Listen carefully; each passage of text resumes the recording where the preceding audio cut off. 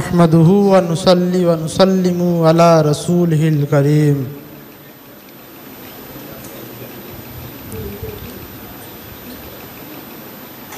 শ্রদ্ধেয় হযরতজিদয় এবং আমার বয়োজ্যেষ্ঠ বয়োকনিষ্ঠ ও সমবয়স্ক ভাই সকলকে আমার অন্তরের অন্তঃস্থল থেকে আসসালামু আলাইকুম।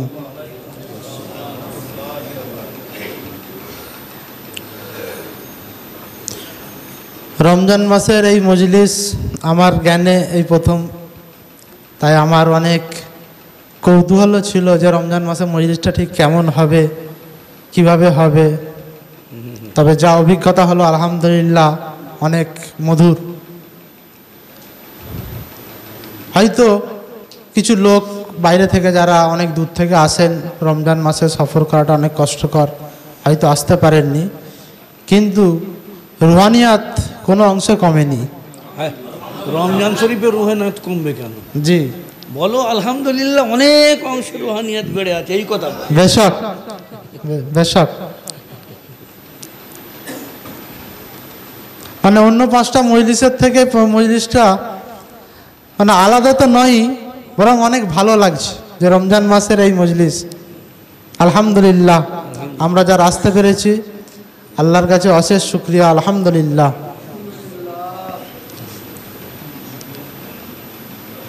আল্লাহ পাক আমাদেরকে এই রমজান মাসের মজলিস বেশি বেশি করে কদর করার তৌফিক দান করুক এবং এই রকম আরও মজলিস আমাদের সৌভাগ্যে আসুক, আমাদের ভাগ্যে আসুক, এই প্রার্থনা করি। সেই সঙ্গে সঙ্গে যার কথা না বললেই নয়, আমরা জানি আমাদের বড় হুজুর হযরত জি কুদ্দিসা সিররুর খলিফা হযরত আবু তাহের সাহেব গত 1 মাস আগে ইন্তেকাল করেছেন। আল্লাহ তাকে জান্নাতের উঁচু মাকাম দান করুন, আমিন। তার সম্পর্কে দু একটা কথা, আমার বয়স অনেক কম, যারা আমাদের মধ্যে বয়োজ্যেষ্ঠ আছেন ওনার সম্পর্কে অনেক কিছুই জানবেন। আমার দু একটা কথা খুব ওনার সম্পর্কে মনে আছে। গত 2-3 বছর আগে পর্যন্ত এই মজলিসে উনি নিয়মিত আসতেন। তো আমি ঠিক এই জায়গাটায় ঘুমিয়ে থাকতাম, আর উনি ঠিক রাত 2টো কি 2:30টা বাজবে, ওনার সঙ্গে যে আমাদের ভাই আনিস মিরাজ এরা থাকতে, এদের সঙ্গে কাঁধে হাত দিয়ে উনি ঠিক এই জায়গাতে এসে বসবেন। উনি ওদের বলতেন যে আমাকে শুধু চেয়ারে বসিয়ে দাও, তোমরা গিয়ে শুয়ে পড়ো। তো উনি বসে বসে আমার মাঝে মধ্যে একবার করে ঘুম ভাঙতো, আমি দেখতাম হয় কোরআন শরীফ পড়ছেন, নাহলে নামাজ পড়ছেন, নাহলে দোয়া করছেন। এইভাবেই ওনার 3টে দিন আমি দেখতাম ফজর পর্যন্ত কেটে যেত।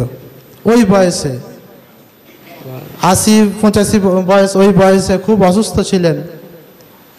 তো আমার ওইটা দেখে মনে হয় যে ইবাদত করার জন্যে কোনো, আমরা যে অনেক রকম ওজোর দেখাই, শরীর খারাপ, অমুক তমুক ইত্যাদি ইত্যাদি, তো ইবাদত করার জন্য কোনো ওজোরই যথেষ্ট নয়।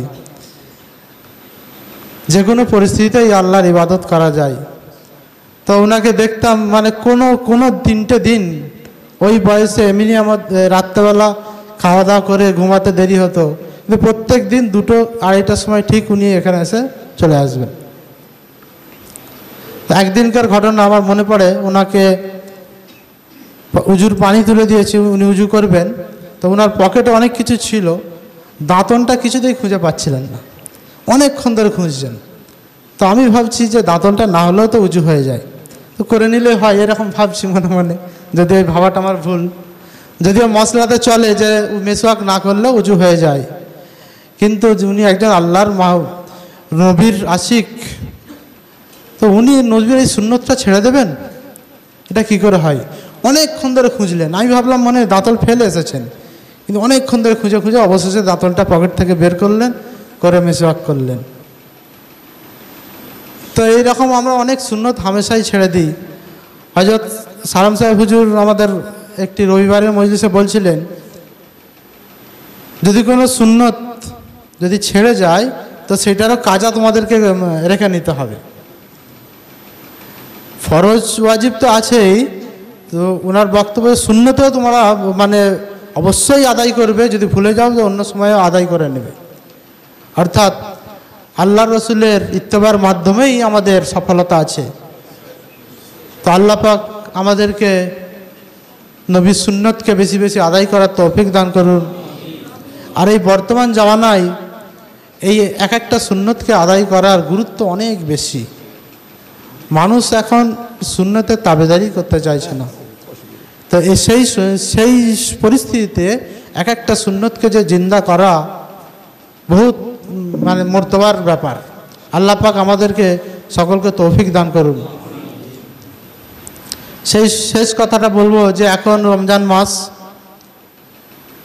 এই সময় দোয়া অনেক কবুল হয়। আপনারা জানেন আমাদের মোনাজাতে মকবুল গত মজলিসে অনেকেই পেয়ে গেছেন। যারা পাননি তাদের কাছে অনুরোধ, আপনারা অবশ্যই মোনাজাতে মকবুলটা সংগ্রহ করবেন। ওতে আরবি আছে, যারা আরবি পড়তে পারেন না বাংলায় উচ্চারণ দেওয়া আছে এবং তার অর্থ দেওয়া আছে, সম্ভব হলে সংগ্রহ করে নেবেন। এই বলে আমি ক্ষুদ্র বক্তব্য শেষ করছি। আসসালামু আলাইকুম।